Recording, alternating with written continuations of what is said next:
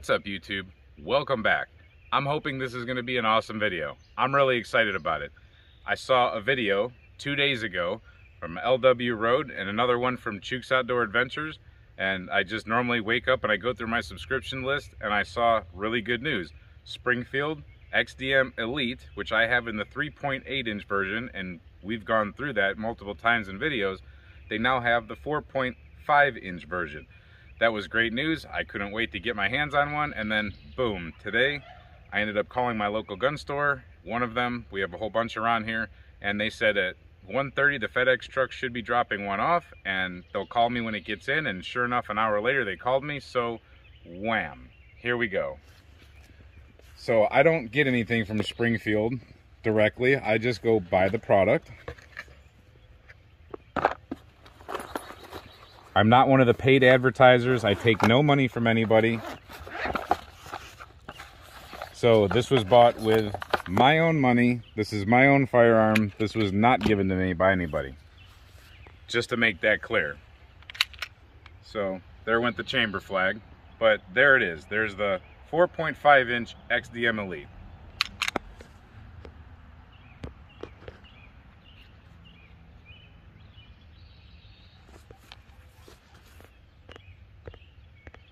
OSP, optics ready, put on what you want, match grade barrel. It's got a really extended full grip here, but it's not super wide. Backstrap safety, of course, striker indicator, cocked striker indicator, mag release here, mag release here. We have ambidextrous slide lock and slide release, right-handed, left-handed, and then it'll drop, and it'll drop. We have this flat face meta trigger, so I do like the trigger. I don't like so much the safety here being plastic, because we did have an issue on the 3.8-inch, but hopefully we won't encounter the same issues with this. If you want to look back at some of our other videos, you'll see what I'm talking about with the 3.8-inch trigger breaking. But other than that, fiber optic front sight, U-notch rear sight, and let's see what else comes in the bag. So it had the original. Now this says 15 rounds here, but I'm pretty sure it's 16 round magazine. So that's the one that was in the firearm.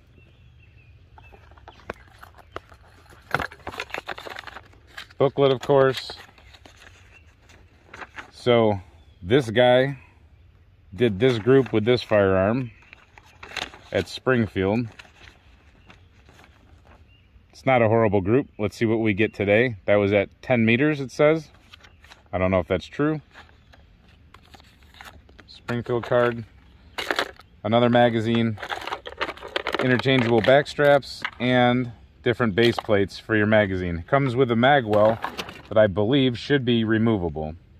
I did take that mag well off of my 3.8-inch because it was just terrible for my pinky to hold on to. But with this one, I think we're in a better position here. I don't think it's going to be any problem, and it's probably definitely going to assist with mag insertion, because you can come at it at a weird angle and still get it. So like I said, I carry the 3.8-inch often, and that is right here. Now I have grip tape on this one, and I have the extended 15 round magazine. Now I heard at the store you cannot use these 15 round magazines with the new one.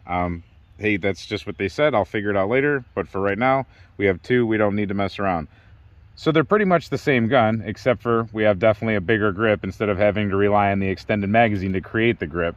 And then we have a slightly longer barrel. So if you were to line them both up, you see slightly longer. Other than that, I can't see many differences. I don't know if you can. And when it comes to the grips, if you put them completely together, the best I can with my monkey hands here, they have the same size grip, maybe just a hair longer. I'd say a hair longer with the new 4.5-inch than you would with the 15 rounds plus one you can do with the 3.8. So with the 3.8 you get 15 plus one in this configuration, or you get 16 plus one with the 4.5. And with a 3.8 we could take the 15 round mag out and use the 11 round magazine, and then we've made the gun a lot more compact. As you can see, especially for carry, that's a lot more compact. This I would say would be geared towards duty or open carry, because that's going to be a really big handle to conceal for a lot of holsters. This would be the more compact concealed, but the good thing about the 3.8, like I said, you can turn it into a 16 round gun really fast. This one's a 16 plus 1 right out of the box. Let's shoot them both and let's compare. Let's start out with this one, run it through its paces a little bit, and then we'll compare. Now, just to clear up any confusion, we need to talk about the history just a hair. Springfield discontinued a lot of their full-size 10mm, and the XD 10mm full-size was one of them. They had the threaded barrel versions. They've had a couple different versions. This is new. This came out just 2 days ago, so this is a new firearm. Let's see what they've done with it. So we're going to run 3 types of ammunition today. One of them is going to be one of my hand loads. They're trusted, proven hand loads. They never create problems for me. I actually pay attention to my reloads very carefully. That's 5.4 grains of tight group sitting on top of a 180 grain extreme bullet, full metal jacket, flat nose, or copper washed. That's traveling at around 1,051 feet per second out of a 5-inch barrel. We have 2 boxes, or a box and a half almost of that to go through. Now we've kicked it up here with the tight group to 6 grains, and we put it on top of a Nosler 150 grain jacketed hollow point. So that's moving at about 1141-ish. On top of that, we have some cellular and below, or S&B, however you say it. 10mm auto, I can't remember what this is going at, but it's 180 grains.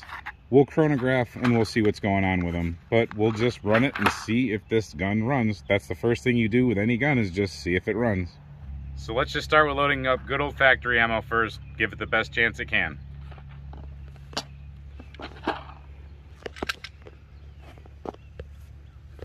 I almost did things out of order here. Now, there's been many people in the comments that have talked about cleaning and oiling a gun before your first shots. I usually do that, and here, just to prove it, I've disassembled the firearm. I wasn't going to do that on camera, but I disassembled it. I've cleaned it with electronic cleaner, and I'm going to oil it right now with Slip 2000 and put it back together, and we'll take our first shots. All right, she's good and lubed up. She's put back together. Everything's good to go. Let's load up some magazine. So I'm going to show you what I'm loading on camera. I like for people to see what I do, so that I can't be accused of any shenanigans. Now, they say this is a 16 round magazine. Let's see what happens. Let me get the oil off my hands. 1.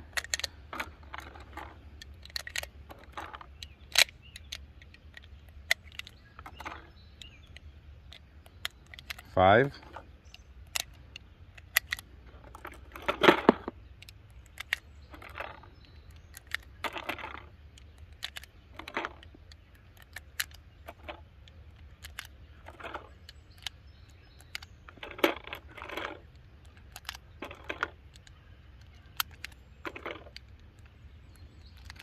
15,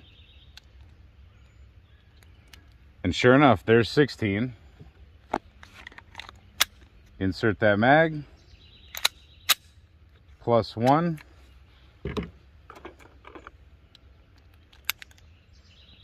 +16 plus 1. All right, let me get some ear pro on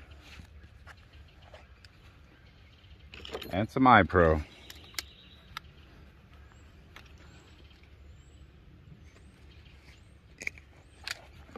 Some different eye pro. All right, let's go.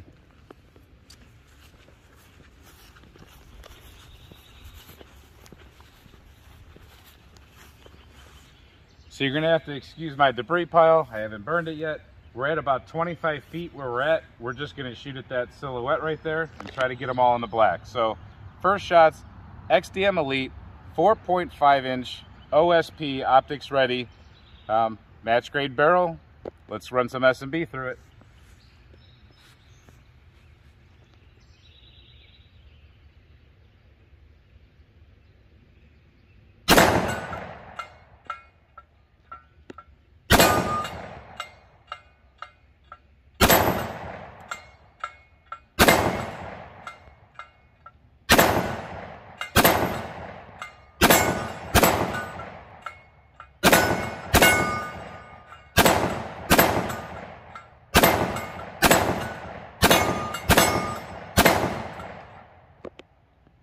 So it ran all those, locked back open, and that was pretty good. I came off of the center line a couple times, but that's a really nice group we have.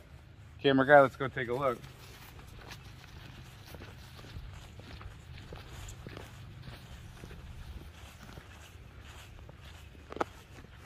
So I had a splash here, a couple off, but most of them landed in there.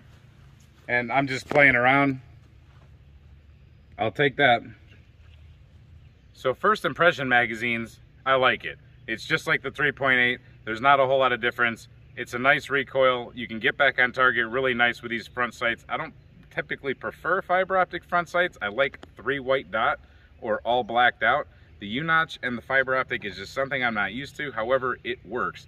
If you focus on the front sight, just like kind of almost like you're really intense on a red dot every now and then, it seems to work. You come back down on target, and even though you might not have the confidence that you're on target, for the most part you are. So I'll slow down a little bit on the next magazine and I'll try to get some accuracy. We'll put it on paper, we'll see what it does. All right, I think a 10-shot group on paper would be fair. Let's try that. So the S&B again.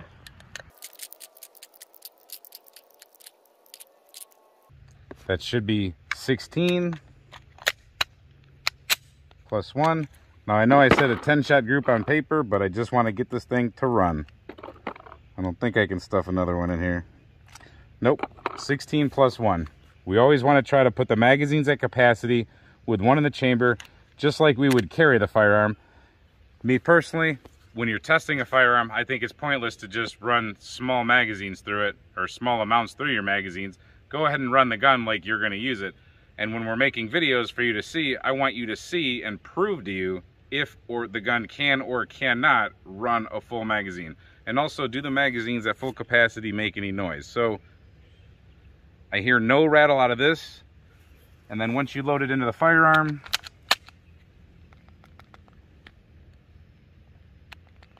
I hear something rattling. If I isolate the magazine, it is the magazine that rattles, but it's not the bullets rattling in there. If you isolate the magazine, it's a pretty quiet firearm. All right, let's put some rounds on paper. All right, so now I'm at about 20 feet. Let's go ahead and run this.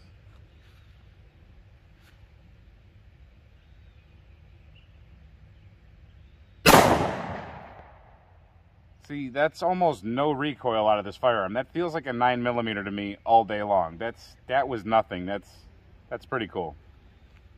And it was a nice, accurate shot in my opinion.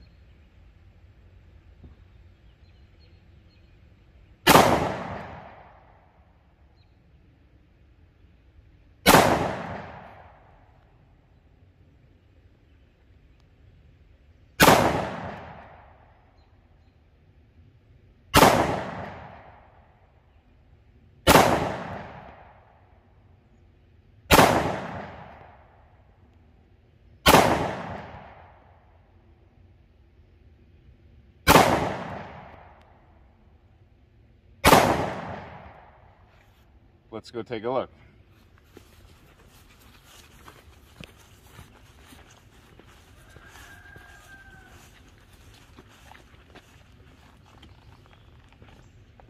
So with a 180 grain S&B, we got a pretty good group.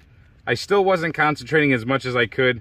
The gun does seem to be shooting a little high for me at the moment, but that's a good group, I would say. 10 rounds in there. I think it was 10 rounds. I'll take that. That's the size of 3 fingers for me.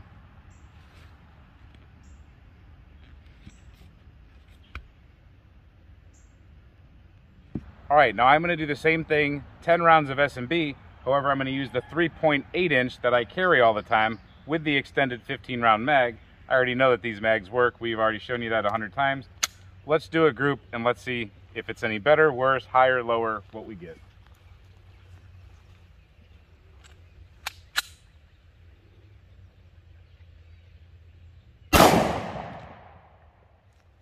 All right, so the reason I really liked this gun right off the rip when we first got it was that. Super accurate, right there.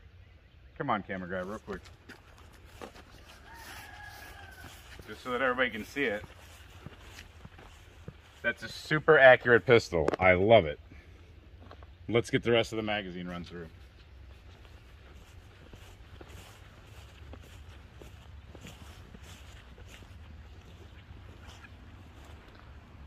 All right, again at 20 feet, 9 more rounds.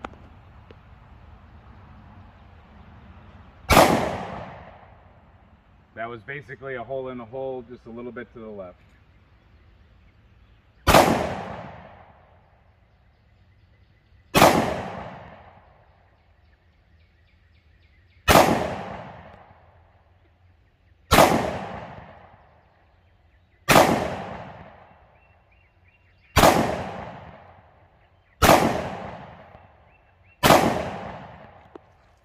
Slide like back. Let's look at that target.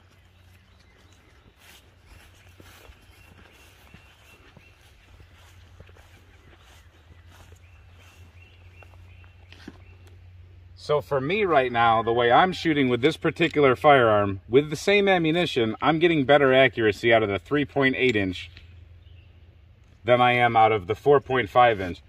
I would say, I'm getting roughly the same group-ish, just a better point of aim, point of impact for me. I'm gonna have to look at if there's any options about the sights, or maybe I'm just not using this one properly. Maybe I need to adjust my grip. I'm not gonna make any real good excuses yet. I need to practice with that firearm first a little bit more. But this just shows you a comparison for me with this firearm. This is why I carry this firearm. This is why I love this firearm. So I'm hoping I can get a little bit more point of aim, point of impact with the larger firearm.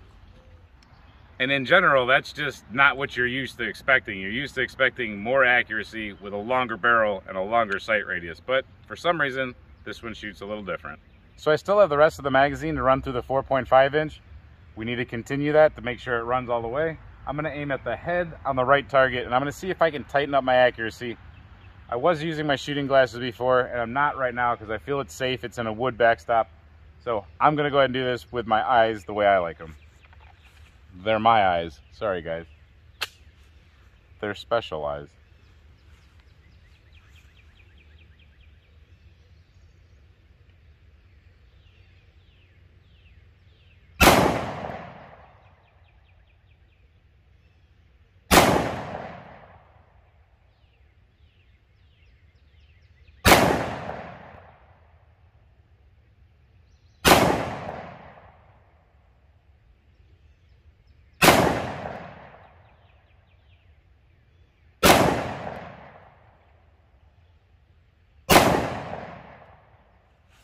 All right, let's take a look.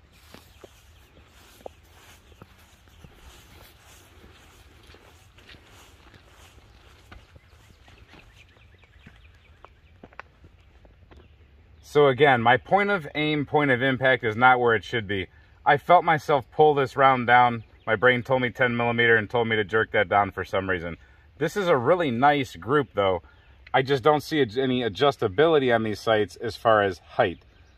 We'll see what we can do as far as maybe aftermarket front sights, especially because I like 3 white dot. But check that out. That's a pretty nice group right there, except for me. All right, we have 6 rounds left of the S&B. Camera guy's gonna give it a go on steel.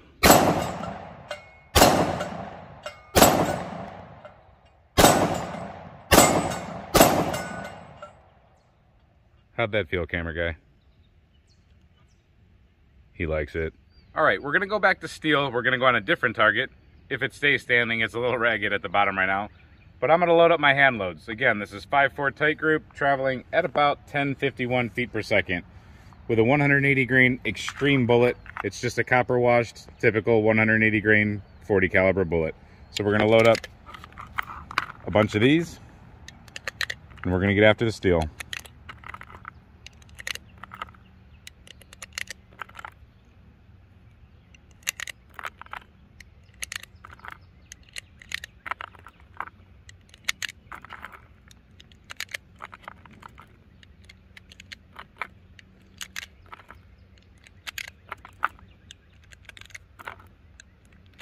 There's 15, there's 16. I cannot squeak a 17th in there.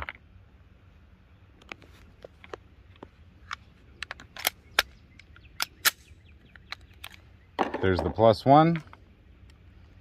We'll put the 16th back in there. So we're going back to steel. I'll get some eyes on. Let's do it.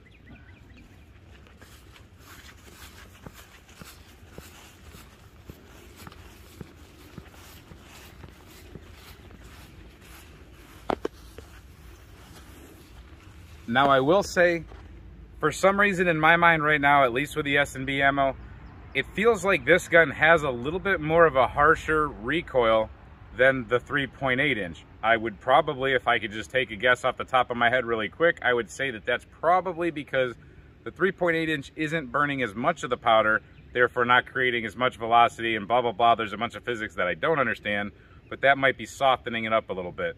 That might be counterintuitive to what some people think about like snub-nosed guns creating more of a recoil and this and that, but for right now, this one does feel just a little bit harsher on recoil. The loads that I just put in here though, however, are pretty soft for 10mm. It's just range fun ammo and testing ammo. I'm gonna go back and forth here in a second and we're gonna see if we can actually feel a difference. These are loaded very consistently. Let's back up just a hair.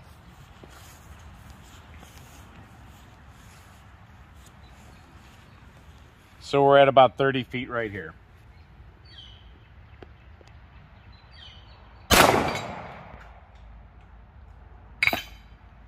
That's the power of a 10mm, guys. Targets just can't handle it. Let's move on to the other one.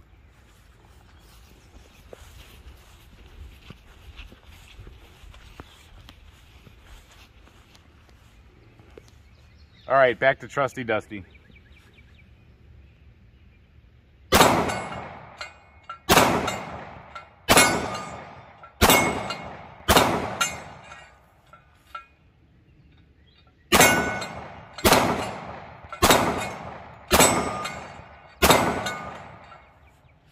Five with the right went just fine. It does feel good. It's a good recoil. It's just a little bit more than the other one, I thought.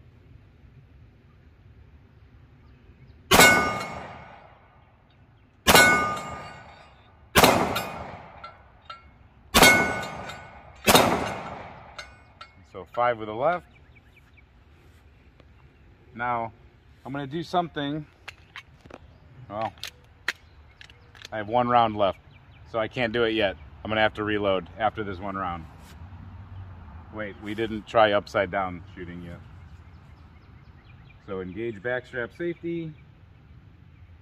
Line up gun.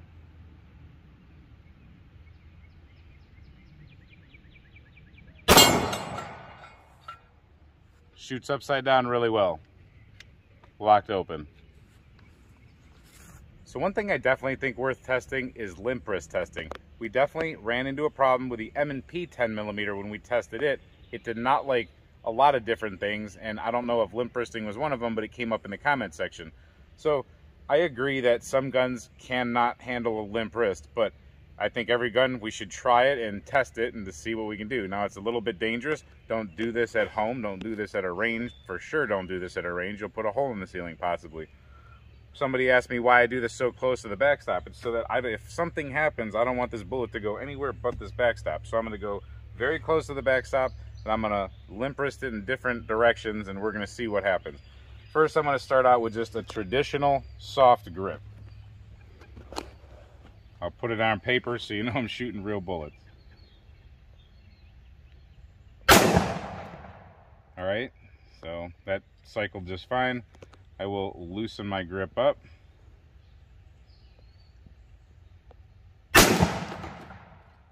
All right, you'll still be able to see the holes. Let's go for sideways, loose. All right, I'll go the other way, loose. Taking 2 pinky and another ring finger off. That's pretty loose. Now, I will go about as loose as I possibly can. That's getting low on the gun with just a couple fingers, just enough to engage the backstrap safety, not up here, anywhere where you're supposed to be. This is the latest grip I can get safely on this firearm. And it cycles just fine.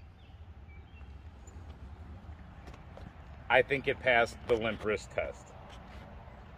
Now, still working with 180 grain hand loads, I'm going to have the two side by side. I have the 3.8 inch here on the right, and I have the 4.5 inch here on the left. And we're going to just shoot the steel, and I'm just going to see if I can actually feel a difference between the two firearms when it comes to recoil. So my grip is going to be the same, high in the back strap, and again, high in the back strap. Now I do have grip tape on this one, but I don't think that that's going to make a difference in felt recoil.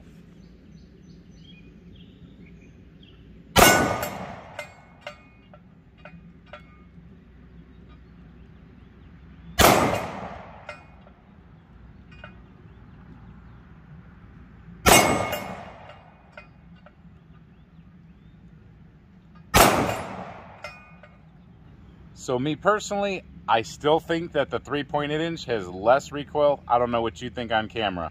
Let's go ahead and have camera guy.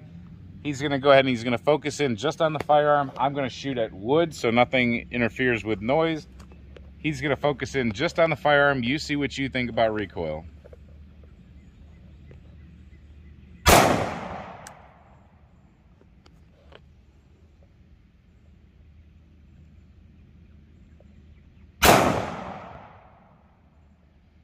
Now I'm going to switch hands. Now this is the 4.5 inch, 3.8 inch.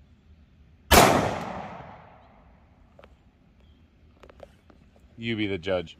I still think the 3.8 inch feels softer. It might even have more lift to it, but it feels softer to me. Still, both of them are pretty darn nice.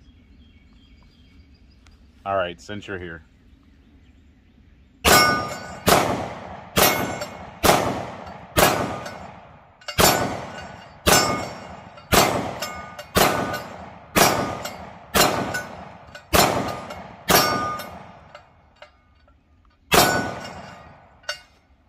I had to learn how to hit the target with the left hand there for a second.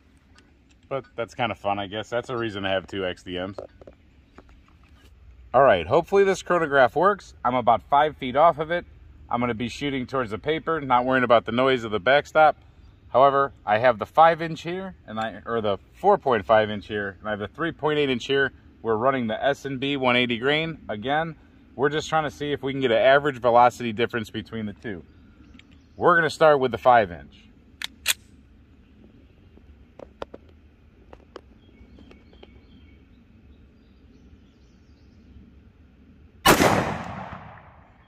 $10.95, $11.15, $11.11, $11.13, $11.01. We will put that average right here, or here, or here, or here. Now the 3.8 inch.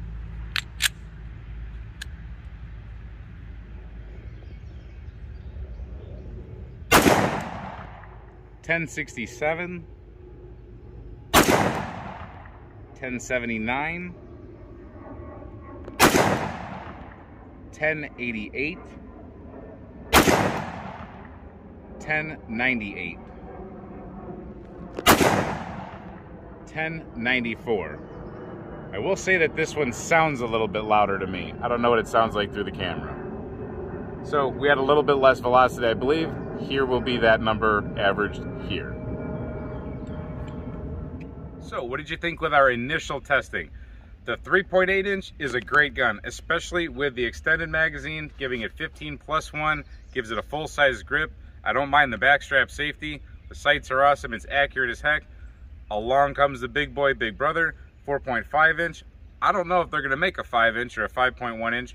I kind of hope they do, because we want to see that one too. Maybe a 6 inch, just straight up long slide.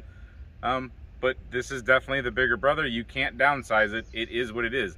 We saw a little bit of a point of aim, point of impact difference, but overall, it's basically the same gun, and I'm assuming it's going to be just as reliable as this one was.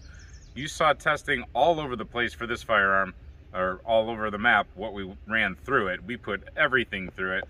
I'm going to do the same thing with this one. We're going to do it in increments. One of the first ones I want to start with is this Winchester Defender, because I've heard good things about it. I know it runs good in some other calibers that I've run it in. I want to compare it to some other calibers, but first I want to run this in different barrel lengths. We have the 3.8 inch, we have the 4.5 inch, but I also have a 5 inch Delta Elite. We're going to get a little bit of velocity testing across the board through the gel to see what the different velocities do on the expansion and the penetration of these rounds. There's a lot of talk about the 10mm belongs in the 6-inch barrel category. I disagree. I think it's a horse of around all the way down to the 3.8 that we've seen here. It's pretty nice. So if you're not already subscribed, you really should subscribe and hit that notification bell, because we have a lot more testing coming. And if you look through our playlist, we have a lot of testing that we've already done with this firearm, the M&P 10mm, and we're getting to other firearms in the 10mm category. We just got to take it one step at a time. This was a total surprise. I was working all day. I couldn't get to the gun store fast enough when they said they had this thing waiting for me. I'm so grateful to them for holding it for me. I'm grateful that they let me come in there and get it last minute, and I was out of there after my background check and everything. Good to go. I headed home. I didn't expect that. It's a total Christmas for me today. Let me know what you think in the comments. Let me know what you want me to do with that firearm. And as always, stay safe, have fun, and keep shooting.